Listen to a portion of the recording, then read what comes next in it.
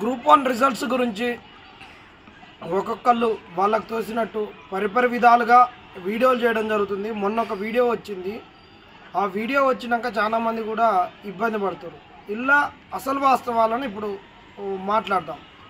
ఈ మాట్లాడే ముందు ఒక 3-4 అంశాలుగా 3 వీడియోలు తీయాలనుకున్నాం. ఒకటి, క్వశ్చన్ పేపర్స్, మెయిన్స్లో వచ్చినటువంటి క్వశ్చన్ పేపర్స్, వాటి ట్రాన్స్లేషన్ ఏ విధంగా వచ్చింది. ఎందుకంటే జనరల్గానైతే మనము హై స్కూళ్ళల్లో ఇంటర్మీడియట్ డిగ్రీ వరకు వచ్చేటటువంటి ప్రశ్నలు ఎట్లుంటాయంటే మన డబ్ల్యూహెచ్ వర్డ్స్ ఇక మీకు తెలిసిన ఏమిటి దీన్ని వివరించు ఇట్లా మామూలుగా క్వశ్చన్స్ వస్తుంటాయి. కానీ ఇక్కడికి వచ్చేసరికి సివిల్స్లో వచ్చేసరికి ఒక స్టేట్మెంట్ను ఫ్రేమ్ చేస్తాడు.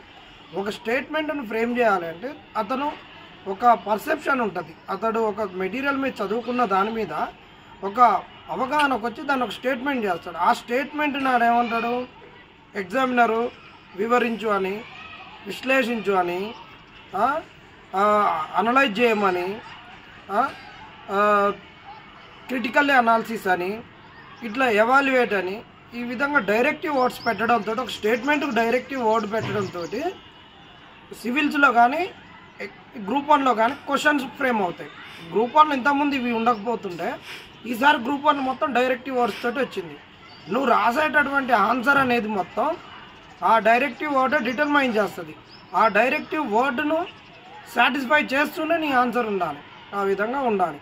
అది ఏ విధంగా ఉంది, వాటిలో క్వశ్చన్లు ట్రాన్స్లేషన్లు ఏ విధంగా తప్పులు వచ్చినాయి, చార్ట్ జీటీపీ 4.1 ఏ విధంగా ఉపయోగించారు అనే దాని మీద ఒకటి. ఇప్పుడు చేసేటటువంటి వీడియో వీళ్ళు ఏ విధంగా 3 నెలల్లో అని చెప్పేసి ఇప్పుడు ఆన్సర్ పేపర్ దిద్దిస్తున్నారు. ఏ విధంగా ఇంత హరీబరిగా దిద్దడంతో ఇక్కడ ఉన్నటువంటి తప్పిదాలు ఏ విధంగా జరిగిపోతాయి, అసలు వీళ్ళకి కావాల్సినటువంటి పేపర్ దిద్దడానికి మ్యాన్ పవర్ రా లేదా అనే ఒక అంశం. ఈ 2 అంశాలు, ఈ 2 అంశాలతోటి ఇంకొక అంశాన్ని జోడిస్తూ ఇంకొక వీడియో 3 వీడియోలు చేస్తాం. ఈ వీడియోలో ప్రధానంగా కేవలం ఒకటి ఏంటి అంటే ఈ అసలు మ్యాన్ పవర్ ఎంతమంది ఉన్నారు, ఏ విధంగా దిద్దుతారు, దిద్దితే తప్పులు ఏ విధంగా వస్తాయి, దీన్ని చేస్తాం. 3వ వీడియో ఏదైతే చెప్పాలంటే సోనియా గాంధీ బర్త్డేకు ఎందుకు వీళ్ళు ఎంత హరీబరిగా పోతున్నారు అని.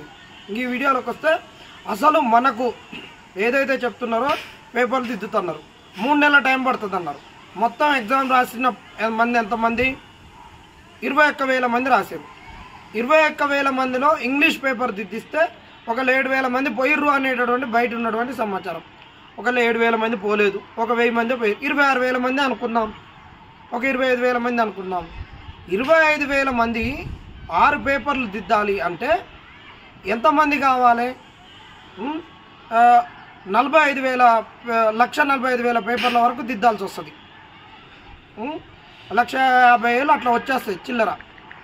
నీకు 20,000 అంటే 1,20,000, ఇంకా 5,000 అంటే 6×5 30, 1,50,000 చిల్లర పేపర్లు దిద్దాల్సి వస్తుంది.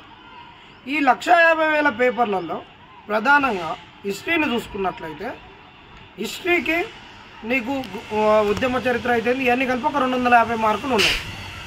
ఈ తెలంగాణలో ఉన్నటువంటి యూనివర్సిటీలలో హిస్టరీ ప్రొఫెసర్లు ఎంతమంది ఉన్నారు? నీకు మొత్తం కలిసి కూడా ఉస్మాన్ యూనివర్సిటీ, కాకతీయ యూనివర్సిటీ డిపార్ట్మెంట్లు, హిస్టరీ డిపార్ట్మెంట్లు ఉన్నటువంటివి ఇంకా కొన్ని తీసుకుంటే ఈ తెలుగు యూనివర్సిటీలో ఉంది, మన శ్రీశైలం. ఈ డిపార్ట్మెంట్లలో నీకు 30 మంది ప్రొఫెసర్లు లేరు. 1,50,000 పేపర్లు దిద్దడానికి అంటే 25,000 మంది పేపర్లు దిద్దడానికి డబల్ పేపర్లు, 50,000 పేపర్లు దిద్దడానికి 30 మంది ప్రొఫెసర్లతో ఏ విధంగా దిద్దిస్తారు. ఒక హిస్టరీ తీసుకున్నారు, సబ్జెక్ట్ వైజ్ చెప్తాం. దీనికి ఆంధ్ర వాళ్ళని తీసుకొని రావాలి. ఆంధ్ర వాళ్ళు ఉద్యమ చరిత్రను ఎందుకు నింపుతారు, ఆంధ్ర అనే ఎలా దిద్దగలుగుతారు? మరి నేషనల్ రిసోర్స్ అని తీసుకోవచ్చు కదా, నువ్వు ఆంధ్ర అని ఎందుకు అంటున్నావు అని నన్ను ఎమ్మటే ఒక క్వశ్చన్ వేస్తారు. అయితే దీంట్లో ఏందంటే ఉన్న సమాచారం ప్రకారం 70% తెలుగు మీడియం వాళ్ళు రాసిర్రు. ఈ 70% తెలుగు మీడియం వాళ్ళు రాస్తే ఈ పేపర్ దిద్దడానికి నీకు తెలుగు వచ్చిన వాళ్ళే ఎక్కువ ఉండాలి. తెలుగు వచ్చిన వాళ్ళు ఎవరు ఉంటారు? ఈ 2 స్టేట్లు. సరే పోనీ ఈ తెలుగు నుంచి వెళ్ళిపోయినటువంటి వాళ్ళు, అప్పట్లో తెలుగు చదువుకొని తెలుగు మీడియం మీద పట్టున్నటువంటి వాళ్ళు, సెంట్రల్ యూనివర్సిటీ పోయిన వాళ్ళు, Hyderabad central university, JNU, Benaras university, Pondicherry ఇట్లా అనుకోండి. అంతటా కలిసి కూడా నీకు ఇంకో 30 మంది దొరకరు. హిస్టరీ మీద 60 మంది ప్రొఫెసర్లతోటి నీకు 21వ తారీఖు ఎగ్జామ్ అయిపోతే దాన్ని కోడింగ్ చేసుకోవడానికి అవన్నీ చేసుకోవడానికి ఈ ప్రొఫెసర్లు అందరం తెచ్చుకొని ఏర్పాట్లు చేసుకోవడానికి అన్నీ చేసుకోవడానికి నీకు ఎన్ని రోజులు టైం పడుతుంది? నవంబర్ 1 నుంచి స్టార్ట్ చేసిన అనుకున్నాం, 19వ తారీఖు 1:3 అంటున్నావు. ఈ 18 రోజులలో అంటే 18 కంటే నీకు ముందే దిద్దాలి, ఒక 17-15 వరకు దిద్దాలి. దిద్దేసి వాటిని అన్నింటినీ మళ్ళీ నువ్వు లెక్కలు చేసుకొని వాటిని డేటా ఫీడింగ్ చేసుకొని ఎక్సెల్ షీట్ అంతా ప్రిపేర్ చేసుకొని సరే 17వ తారీఖు వరకు చేసినాం, 18 నైట్ వరకు కూడా చేసినాం అనుకున్నాం. ఈ 18 రోజులలో పేపర్లు దిద్దడం ఏ విధంగా సాధ్యము చెప్పండి. ఇది ఒక్కటే కాదు, దీనిలకు రిసోర్సెస్ లేరు, యూనివర్సిటీ ప్రొఫెసర్లను నింపలేదు 10 ఏళ్ల నుంచి.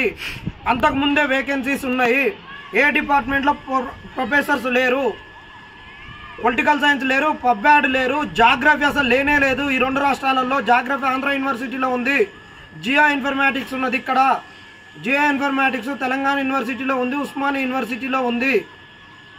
ఈ జియో ఇన్ఫర్మేటిక్స్ వల్ల జాగ్రఫీ పేపర్లు కూడా దిద్దాలి, ఆ పొలిటికల్ సైన్స్ పబ్యాడ్ వాళ్ళు ఇది దిద్దాలి. ఎకానమీకి ఉస్మానియా యూనివర్సిటీలో ఎకనామిక్స్ డిపార్ట్మెంట్లో ఎంతమంది ఉన్నారు? అక్కడున్న ఉపేందర్ సార్ చనిపోయినాక ఇంకా చాలా మంది అయిపోయినాక ఉస్మానియా యూనివర్సిటీ ఎకానమీ డిపార్ట్మెంట్ ఏ విధంగా నడుస్తుంది? అంతా అకాడమిక్ కన్సల్టెంట్లతోటి నడుస్తుంది.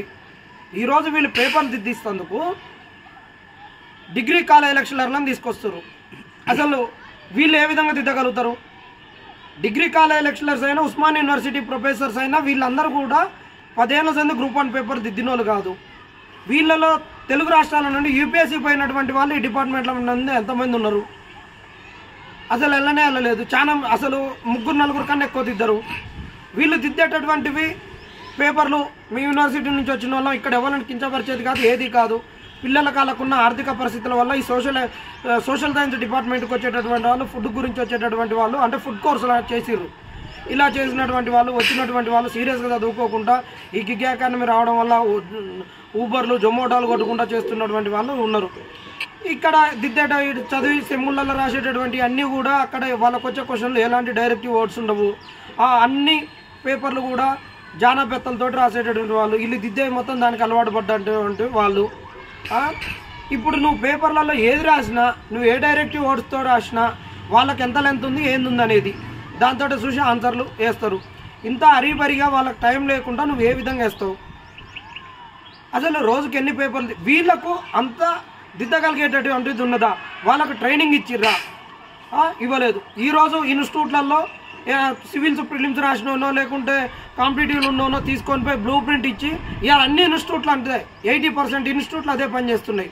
బ్లూ ప్రింట్ నుంచి దిద్దిస్తున్నారు ఈ ఏదో టెస్ట్ సిరీస్లలో. ఇవాళ ఆ విధంగా బ్లూ ప్రింట్ ఇచ్చి బ్లూ ప్రింట్ తోటి దిద్దిస్తారా? అందరికీ నీ బ్లూ ప్రింట్లో ఉన్నది అదే బ్లూ ప్రింట్ అవుతుందా? మరి అలాంటప్పుడు మెయిన్స్ ఎగ్జామ్ ఎందుకు? మెయిన్స్ ఎగ్జామ్ అందులో ఉన్నటువంటి ఆలోచన విధానం, సృజనాత్మకత, సమాజం పట్ల వాడు స్పందించే విధానము ఇదే కదా. రిలేటివ్ పర్ఫార్మెన్స్ కదా సివిల్స్లోనైనా గ్రూప్ 1లోనైనా రావాల్సింది. రిలేటివ్ పర్ఫార్మెన్స్ లేకుండా నువ్వు బ్లూ ప్రింట్ తోటే ఒక మూస ధోరణిలో పేపర్ దిద్దిస్తే ఏ విధంగా ఇది ఒక కన్ఫర్ట్ ఐఏఎస్లు ఐపీఎస్లను నింపేటటువంటి పరీక్ష అవుతుంది? ఇంత భారీ అవకతవకలతోటి నువ్వు ఏ విధంగా పేపర్ దిద్దిస్తావు? నువ్వు అరీబరిగా చేసినటువంటి డిఎస్సి రిక్రూట్మెంట్లో 10 మందిని ఉద్యోగాలలోకి నింపినాక 20 రోజుల తర్వాత నువ్వు ఉద్యోగంలోకి వెళ్ళి తొలగించినటువంటి చరిత్ర నీకున్నది. ఇవాళ నీకు రిసోర్సెస్ లేరు పేపర్ దిద్దేందుకు. వాళ్ళని తీసుకొని వచ్చి ఇలా ఈ అరీబరిగా దిద్దిస్తుంటున్నావు.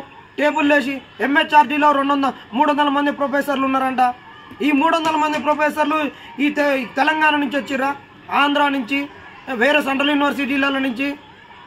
వీళ్ళందరూ ఈ తెలంగాణ ఉద్యమ చరిత్రను అయితేంది, తెలంగాణ రీజనల్ జాగ్రఫీని అయితేంది, తెలంగాణ రీజనల్ హిస్టరీ అయితేంది, వీటిని అన్నింటిని ఏ విధంగా చూడగలుగుతారు? వీటిని అన్నింటిని నువ్వు దృష్టిలో పెట్టుకొని 3 నెలలు అవుతుందని కోర్టులో చెప్పినావు. 1:100 అడిగినప్పుడు 1:100 ఇస్తే సంవత్సరం పాటు పేపర్ దిద్దాల్సి వస్తుంది, రిజల్ట్ లేట్ అవుతుంది. ఇప్పటికే 13 ఏళ్ళు ఎదురు చూసిర్రు ఈ తెలంగాణ పిల్లలని చెప్పి ఆ రోజు అన్ని నీతులు చెప్పి అంత పకడ్బందీగా చేపిస్తామని చెప్పి ఇవాళ 18 రోజులలో ఏ విధంగా పేపర్లు దిద్దియగలుగుతున్నావు? నీ కాడున్నటువంటి రిసోర్సెస్ ఏది? బరాబర్ రా, చర్చకు రా. తెలంగాణ యూనివర్సిటీలలో ఈ సోషల్ సైన్స్లలో ఉన్న ప్రొఫెసర్స్ ఎంతమంది ఉన్నారు, నువ్వు ఎంతమందిని పిలిపించినావు అనేది చూద్దాం. నిరుద్యోగులారా, నేను మాట్లాడేది ఏది వేగ్గా అస్సలు మాట్లాడను. ఒక హేతుబద్ధత ఉంటే తప్ప, ఒక ఆధారం ఉంటే తప్ప ఏది అప్పుడు మాట్లాడుతుంది తప్పితే ఉట్టిగా వచ్చి మాట్లాడను. ఒక యూనివర్సిటీలో స్కాలర్గా ఉన్నా కాబట్టి నాకు తెలుసు మా తెలుగు యూనివర్సిటీలో ఈరోజు ఎంతమంది ప్రొఫెసర్లు ఉన్నారు. ఒక లింగ్విస్టిక్స్ డిపార్ట్మెంట్ మూతపడ్డది, ఒక జర్నలిజం డిపార్ట్మెంట్లో ఒక్కరు కూడా లేరు, తెలుగు డిపార్ట్మెంట్ మూతపడ్డది. ఈరోజు ఏదైతే మా కళలకు కానాజీ అనుకుంటున్నటువంటి దాంట్లో డాన్స్, మ్యూజిక్, మృదంగం, ఈరోజు మృణాలిని మేడం ఈరోజు ఒక కళలకు ఒక చైర్మన్ ఉన్న ఆమె డిపార్ట్మెంట్లో మూతపడ్డాయి.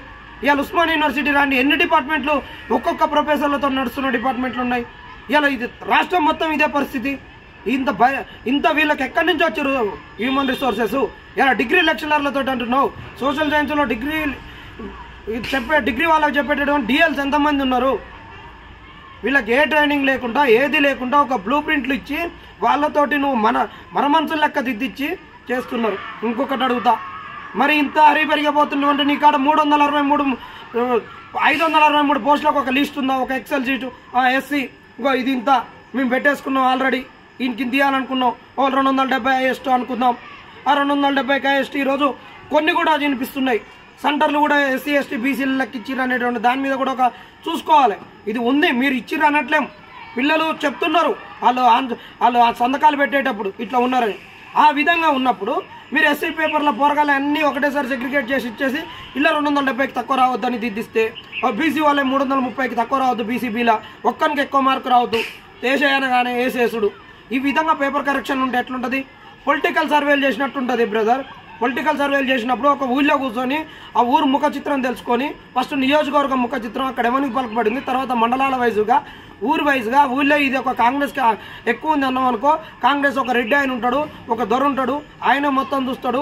ఈ ఊళ్ళో ఎస్సీలు ఇంతమంది, బీసీలు ఇంతమంది, ఎస్టీలు ఇంతమంది ఇట్లా ఉంటారు. ఇక ఇన్ని ఓట్లు ఇట్లా పడతాయి. ఈ ఊరు ఎడ్జ్ కాంగ్రెస్ అభిమానంగానే దీని అన్నింటినీ ఒక్కసారి ఒక రివ్యూ చేసుకొని క్రాస్ చెక్ చేసుకొని ఒక చెట్టు కింద కూర్చొని ఈ ఊరికి కాంగ్రెస్ ఒక 10 లీడ్ ఇవ్వాలి. అట్ట ఇచ్చినట్టు ఈరోజు పేపరు అదే లీడ్లో ఇవాళ ఎస్సీలకు 270కి తక్కువ రావాలి, బీసీబీలో 330కి తక్కువ రావాలి, వేసి పడేరి. ఇదేనా? దీని కొరకేనా ఇవాళ తెలంగాణ వచ్చింది? ఎవరి గురించి ఇంత అరిబరి?